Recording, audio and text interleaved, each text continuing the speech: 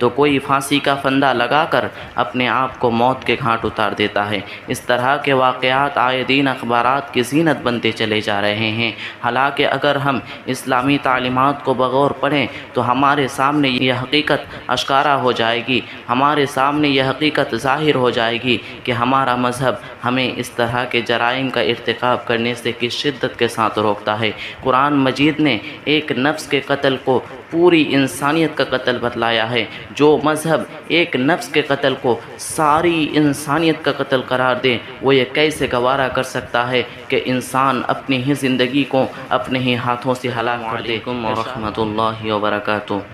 ان الحمد للہ وحدہ والصلاة والسلام علی من لا نبی بعدہ، اما بعد فاعوذ باللہ من الشیطان الرجیم، بسم اللہ الرحمن الرحیم۔ من قتل نفسا بغیر نفس او فساد فی الارض فکأنما قتل الناس جميعا ومن احیاها فکأنما احیا الناس جميعا۔ محترم ناظرین، آج میں جس عنوان پر روشنی ڈالنا چاہتا ہوں وہ ہے خودکشی اور اسلام۔ معزز سامعین کرام، انسانی معاشرے میں پائی جانے والی بہت ساری برائیوں میں سے ایک برائی خودکشی بھی ہے۔ خودکشی کے واقعات مسلم معاشرے میں نہ صرف رونما ہو رہے ہیں بلکہ روز افزوں ہیں۔ کبھی کوئی زہر پی کر اپنے آپ کو ہلاک کر رہے ہیں، کبھی اپنے آپ کو پانی میں ڈبو کر، کبھی گاڑی کے سامنے کود کر، تو کبھی اپنے بدن پر تیل چھڑک کر اپنی زندگی کو نیست نابود کر لیتا ہے، اپنی زندگی کو ختم کر لیتا ہے، تو کوئی پھانسی کا پھندا لگا کر اپنے آپ کو موت کے گھاٹ اتار دیتا ہے۔ اس طرح کے واقعات آئے دن اخبارات کی زینت بنتے چلے جا رہے ہیں۔ حالانکہ اگر ہم اسلامی تعلیمات کو بغور پڑھیں تو ہمارے سامنے یہ حقیقت آشکارا ہو جائے گی، ہمارے سامنے یہ حقیقت ظاہر ہو جائے گی کہ ہمارا مذہب ہمیں اس طرح کے جرائم کا ارتکاب کرنے سے کس شدت کے ساتھ روکتا ہے۔ قرآن مجید نے ایک نفس کے قتل کو پوری انسانیت کا قتل بتلایا ہے۔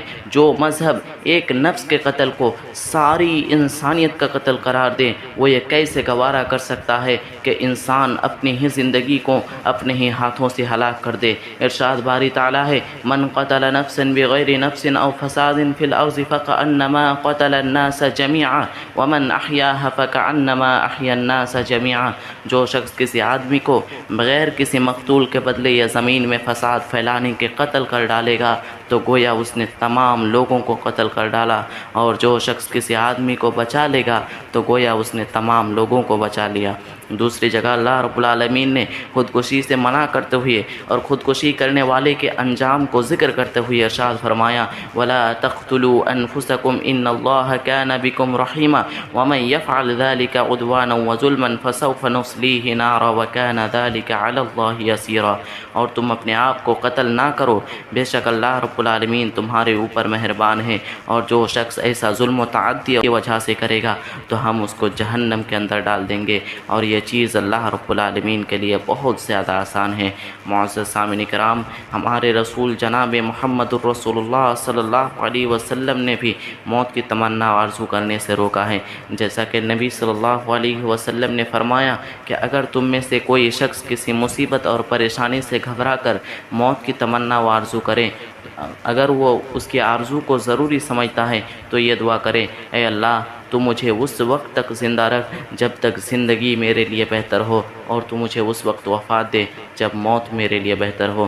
معزز سامعین کرام، اسلام کی ان واضح تعلیمات اور روشن ہدایات کے باوجود بھی اگر کوئی شخص خودکشی جیسے بزدلانہ اور احمقانہ عمل کا ارتکاب کرے اور تھوڑی سی مصیبت اور پریشانی سے گھبرا کر امتحان میں ناکامی، عشق و محبت میں ناکامی اور نامرادی اور روزی روٹی کے مسائل سے تنگ آ کر موت کو اپنے ہاتھ میں لے لے اور اپنی زندگی کو ختم کرنے میں ہی عافیت سمجھے، تو اس سے بڑا بدبخت کون ہو سکتا ہے؟ اس سے بڑا بیوقوف کون ہوگا؟ اس سے بڑا احمق کون ہوگا؟ جبکہ ایک نہ ایک دن اسے اللہ رب العالمین کے پاس اس عمل کا جواب دینا ہوگا اور اپنی کرتوت کی سزا بھگتنی ہوگی۔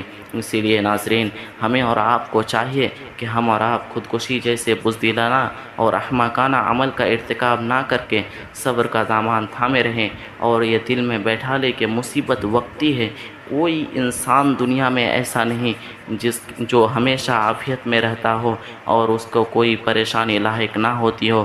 اس خیال کو ذہن میں رکھ کر ہمیں اور آپ کو صبر سے مدد حاصل کرنا چاہیے، جیسا کہ اللہ رب العالمین نے فرمایا یا ایھا الذین آمنوا استعینوا بالصبر والصلاۃ ان اللہ مع الصابرین، اے ایمان والو صبر اور نماز سے مدد طلب کرو، بے شک اللہ رب العالمین صبر کرنے والوں کے ساتھ ہیں۔ معزز سامعین کرام، اب ان چند باتوں سے میں اپنی تقریر کو ختم کرتا ہوں۔ آخر میں اللہ رب العالمین سے دعا ہے کہ الہ العالمین تو ہم تمام مسلمانوں کو اس گھٹیا کام کو انجام نہ دینے کی توفیق عطا فرما۔ الہ العالمین تو ہم تمام مسلمانوں کو ایمان کی حالت میں مرنے کی توفیق عطا فرما، آمین۔ وآخر دعوانا ان الحمد للہ رب العالمین۔ السلام علیکم ورحمۃ اللہ وبرکاتہ۔